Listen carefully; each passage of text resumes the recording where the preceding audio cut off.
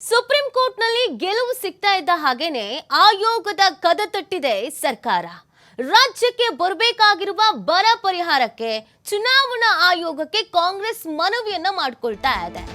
ನೋಡಿ, ರಾಜ್ಯಕ್ಕೆ ಬರಬೇಕಾಗಿದ್ದಂತ ಅನುದಾನದ ಕುರಿತಂತೆ ಬಹಳ ದಿನಗಳಿಂದಲೂ ಕೇಂದ್ರ ಸರ್ಕಾರ ಮತ್ತು ರಾಜ್ಯ ಸರ್ಕಾರದ ನಡುವೆ ಒಂದು ಜಟಾಪಟಿ ನಡೀತಾ ಇತ್ತು. ನೀ ಕೊಡೆ ನಾ ಬಿಡೆ ಅನ್ನೋ ಪರಿಸ್ಥಿತಿ ಇತ್ತು. ಆದ್ರೆ ರಾಜ್ಯ ಸರ್ಕಾರಕ್ಕೆ ಆನೆ ಬಲ ಬಂದಿದ್ದು ಸುಪ್ರೀಂ ಕೋರ್ಟ್ ಯಾವಾಗ ಕೇಂದ್ರ ಸರ್ಕಾರವನ್ನ ತರಾಟೆಗೆ ತೆಗೆದುಕೊಳ್ತೋ ಅವಾಗ. ಇದೀಗ ರಾಜ್ಯಕ್ಕೆ ಬರಬೇಕಾಗಿರುವ ಬರ ಪರಿಹಾರಕ್ಕಾಗಿ ಚುನಾವಣಾ ಆಯೋಗಕ್ಕೆ ಕಾಂಗ್ರೆಸ್ ಮನವಿಯನ್ನ ಸಲ್ಲಿಸ್ತಾ ಇದೆ. ಇಂದು ಮಧ್ಯಾಹ್ನ ಆಯೋಗಕ್ಕೆ ಭೇಟಿ ಕೊಟ್ಟು ಮನವಿ ಸಲ್ಲಿಕೆಗೆ ತಯಾರಿ ಮಾಡಿಕೊಂಡಿದೆ. ಬೆಂಗಳೂರಿನ ಶೇಷಾದ್ರಿ ರಸ್ತೆಯಲ್ಲಿರುವಂತಹ ಆಯೋಗದ ಕಚೇರಿಗೆ ಭೇಟಿ ಕೊಡಲಾಗುತ್ತೆ. ನಿನ್ನೆಯಷ್ಟೇ ಕೇಂದ್ರವನ್ನ ತರಾಟೆಗೆ ತೆಗೆದುಕೊಂಡಿತ್ತು ಸುಪ್ರೀಂ ಕೋರ್ಟ್. ಬರ ಪರಿಹಾರದ ವಿಚಾರದಲ್ಲಿ ತರಾಟೆಗೆ ತೆಗೆದುಕೊಂಡಿತ್ತು ಕೋರ್ಟ್. ಚುನಾವಣಾ ಆಯೋಗದ ಕಡೆ ಬೆರಳು ತೋರಿಸಿತ್ತು ಕೇಂದ್ರ ಸರ್ಕಾರ. ನೀತಿ ಸಂಹಿತೆ ಅಡಿಯಿಂದ ನೆರವು ವಿಳಂಬ ಆಗುತ್ತೆ ಅಂತ ನೆಪ ಹೇಳಲಾಗಿತ್ತು.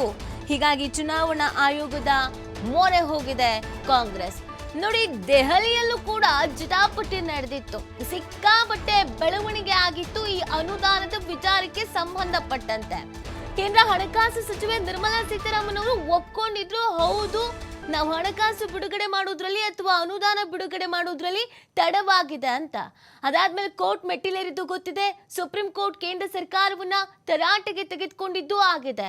ಸೊ ಇದೀಗ ಚುನಾವಣಾ ಆಯೋಗದ ಮೇಲೆ ಕೇಂದ್ರ ಸರ್ಕಾರ ಬೊಟ್ಟು ಮಾಡ್ತಾ ಇತ್ತು. ಅಂದ್ರೆ ಈಗ ನೀತಿ ಸಂಹಿತೆ ಜಾರಿಯಲ್ಲಿದೆ, ಹಾಗಾಗಿ ಅನುದಾನವನ್ನ ಬಿಡುಗಡೆ ಮಾಡೋದಕ್ಕಾಗೋದಿಲ್ಲ. ಎಲ್ರಿಗೂ ಗೊತ್ತಿರೋ ಹಾಗೇನೆ ನೀತಿ ಸಂಹಿತೆ ಜಾರಿಯಲ್ಲಿದ್ರೆ ಯಾವುದೇ ಕಾಮಗಾರಿಗಳಿಗೆ ನಾವು ಓಕೆ ಮಾಡೋ ಹಾಗಿಲ್ಲ, ಅನುದಾನವನ್ನ ಬಿಡುಗಡೆ ಮಾಡೋ ಹಾಗಿಲ್ಲ. ಸೊ ಹೀಗಿರ್ಬೇಕಾದ್ರೆ ಅನುದಾನವನ್ನ ಬಿಡುಗಡೆ ಮಾಡೋದಕ್ಕಾಗಲ್ಲ ಅಂತ ಕೇಂದ್ರ ಸರ್ಕಾರ ಚುನಾವಣಾ ಆಯೋಗದ ಮೇಲೆ ಹೇರ್ತಾ ಇತ್ತು. ಸೊ ಆ ಕಾರಣಕ್ಕಾಗಿ ರಾಜ್ಯ ಸರ್ಕಾರ ಒಂದು ಪ್ಲಾನ್ ಅನ್ನ ಮಾಡ್ಕೊಂಡಿದೆ, ಹೌದಲ್ವಾ? ಚುನಾವಣಾ ಆಯೋಗದಿಂದನೇ ಅಲ್ವಾ ಅಂತ ಚುನಾವಣಾ ಆಯೋಗಕ್ಕೆ ಮನವಿ ಸಲ್ಲಿಸೋಕೆ ಮುಂದಾಗಿರೋದು. ಈ ಬೆಳವಣಿಗೆಗಳ ಬಗ್ಗೆ ಮತ್ತಷ್ಟು ಮಾಹಿತಿಯನ್ನು ನೀಡ್ತಾರೆ ನಮ್ಮ ಪ್ರತಿನಿಧಿ ಶಿವಕುಮಾರ್ ಜೋಳಿ. ಶಿವಕುಮಾರ್, ಈ ಅನುದಾನದ ವಿಚಾರಕ್ಕೆ ಸಂಬಂಧಪಟ್ಟಂತೆ ರಾಜ್ಯ ಸರ್ಕಾರ ಮತ್ತು ಕೇಂದ್ರ ಸರ್ಕಾರದ ನಡುವೆ ಜಟಾಪಟಿ ಅನ್ನೋದು ನಡೀತಾ ಇದೆ. ಸೊ ಚುನಾವಣಾ ಆಯೋಗದ ಮೇಲೆ ಕೇಂದ್ರ ಸರ್ಕಾರ ಬೊಟ್ಟು ಮಾಡಿತ್ತು. ಇದೀಗ ಕೇಂದ್ರ ಸರ್ಕಾರ ಏನ್ ಬೊಟ್ಟು ಮಾಡಿತ್ತು, ಅದೇ ರೀತಿಯಾಗಿ ರಾಜ್ಯ ಸರ್ಕಾರ ಯಾವ ರೀತಿ ಮನವಿ ಸಲ್ಲಿಸೋಕೆ ಮುಂದಾಗಿದೆ ಅಂತ ಚುನಾವಣಾ ಆಯೋಗಕ್ಕೆ. ನೀತಿ ಬರ ಪರಿಹಾರದ ವಿಚಾರದಲ್ಲಿ ಕೇಂದ್ರ ಹಾಗೆ ರಾಜ್ಯ ಸರ್ಕಾರದ ನಡುವೆ ಕಳೆದ 4 ತಿಂಗಳಿಂದಲೂ ಕೂಡ ನಿರಂತರವಾದಂತಹ ಜಟಾಪಟಿ ಶುರುವಾಗಿದೆ. ಯಾಕೆಂದ್ರೆ ರಾಜ್ಯ ಸರ್ಕಾರ ರಾಜ್ಯದಲ್ಲಿ ಭೀಕರ ಬರಗಾಲ ಇದೆ. ನಮಗೆ ಸುಮಾರು 54,000 ಕೋಟಿ ರೂಪಾಯಿಗಳಷ್ಟು ಬೆಳೆ ನಷ್ಟ, ವಿವಿಧ ಮೂಲಗಳಿಂದ ನಷ್ಟ ಆಗಿದೆ. ಹಾಗಾಗಿ ರೈತರಿಗೆ ಪರಿಹಾರವನ್ನ ಕೊಡಬೇಕಾಗತ್ತೆ. ಆ ನಿಟ್ಟಿನಲ್ಲಿ ನೀವು ತುರ್ತಾಗಿ 18,000 ಕೋಟಿ ರೂಪಾಯಿಗಳನ್ನ ಬಿಡುಗಡೆ ಮಾಡಬೇಕು. ಒಟ್ಟು ಪರಿಹಾರವಾಗಿ ನೀವು 34,000 ಕೋಟಿ ರೂಪಾಯಿಗಳನ್ನ ಬಿಡುಗಡೆ ಮಾಡಬೇಕು NDRF ಅನ್ನುವಂತ ಮನವಿಯನ್ನ ಸೆಪ್ಟೆಂಬರ್ನಲ್ಲಿ ಸಲ್ಲಿಸಿತ್ತು. ಕೇಂದ್ರ ಅಧ್ಯಯನ ತಂಡ ಕೂಡ ರಾಜ್ಯಕ್ಕೆ ಭೇಟಿಯನ್ನ ಕೊಟ್ಟು ರಾಜ್ಯದಲ್ಲಿ ಬರ ಪರಿಶೀಲನೆಯನ್ನ ಮಾಡಿತ್ತು. ನಂತರ ಕೇಂದ್ರ ಸರ್ಕಾರಕ್ಕೆ ವರದಿಯನ್ನು ಕೂಡ ಕೊಟ್ಟಿತ್ತು. ಆದ್ರೆ ಇಲ್ಲಿಯವರೆಗೆ ಬರ ಪರಿಹಾರವನ್ನ ಕೊಟ್ಟಿಲ್ಲ. ಯಾಕಂದ್ರೆ ಕಳೆದ ಡಿಸೆಂಬರ್ನಲ್ಲೇ ಬರ ಪರಿಹಾರ ಹಣ ರಾಜ್ಯಕ್ಕೆ ಬರಬೇಕಾಗಿತ್ತು. ಆದ್ರೆ ಆ ಕೇಂದ್ರ ಸರ್ಕಾರ ಅಲ್ಲಿಯವರೆಗೂ ಕೂಡ ಪೆಂಡಿಂಗ್ ಅನ್ನ ಇಟ್ಟಿತ್ತು. ತದನಂತರ ಇತ್ತೀಚೆಗಾದ್ರೂ ಅದು ಬಿಡುಗಡೆ ಆಗಬೇಕಾಗಿತ್ತು. ಆದ್ರೆ ಈಗ ಲೋಕಸಭಾ ಚುನಾವಣೆ ಘೋಷಣೆ ಆಗಿರೋದ್ರಿಂದ ನೀತಿ ಸಂಹಿತೆ ಅಡ್ಡಿ ಬರ್ತಾ ಇದೆ. ಹಾಗಾಗಿ ಪರಿಹಾರದ ಹಣವನ್ನ ಕೊಡೋದಕ್ಕೆ ಸಾಧ್ಯ ಇಲ್ಲ ಅನ್ನುವಂತ ವಿಚಾರವನ್ನ ಕೇಂದ್ರ ಸರ್ಕಾರ ಬೊಟ್ಟು ಮಾಡ್ತು. ಕೇಂದ್ರ ಚುನಾವಣಾ ಆಯೋಗದ ಕಡೆ ತನ್ನ ಬೆರಳನ್ನ ತೋರಿಸ್ತು. ಅಂದ್ರೆ ಚುನಾವಣಾ ಆಯೋಗ ನೀತಿ ಸಂಹಿತೆ ಇರೋದ್ರಿಂದ ಯಾವುದೇ ಅನುದಾನವನ್ನ ಕೊಡೋದಕ್ಕೆ ಬರೋದಿಲ್ಲ ಅನ್ನುವಂತ ವಿಚಾರವನ್ನ ಮುಂದಿಟ್ಕೊಂಡು ಚುನಾವಣಾ ಆಯೋಗವನ್ನ ಮುಂದಿಟ್ಕೊಂಡು ರಾಜ್ಯ ಸರ್ಕಾರಕ್ಕೆ ಮತ್ತಷ್ಟು ವಿಳಂಬ ಮಾಡ್ತು ಪರಿಹಾರವನ್ನ ಕೊಡೋದಕ್ಕೆ. ಸೊ ಹೀಗಾಗಿ ರಾಜ್ಯ ಸರ್ಕಾರ ಅನಿವಾರ್ಯವಾಗಿ ಸುಪ್ರೀಂ ಕೋರ್ಟ್ ನ ಮೆಟ್ಟಿಲೇರಿತ್ತು. ನಿನ್ನೆ ಸುಪ್ರೀಂ ಕೋರ್ಟ್ ಕೂಡ ಕೇಂದ್ರ ಸರ್ಕಾರಕ್ಕೆ ತರಾಟೆಯನ್ನ ತೆಗೆದುಕೊಂಡಿದೆ. ಪ್ರತಿಯೊಂದಕ್ಕೂ ಕೂಡ ರಾಜ್ಯಗಳು ಕೋರ್ಟ್ ಮೊರೆ ಬರ್ಬೇಕಾ, 2 ವಾರಗಳಲ್ಲಿ ಈ ವಿಚಾರದಲ್ಲಿ ನೀವು ಪರಿಶೀಲನೆಯನ್ನ ಮಾಡಿ ನಿರ್ಧಾರವನ್ನ ತೆಗೆದುಕೊಳ್ಬೇಕು ಅನ್ನುವಂತ ಸೂಚನೆಯನ್ನ ಕೊಟ್ಟಿದೆ.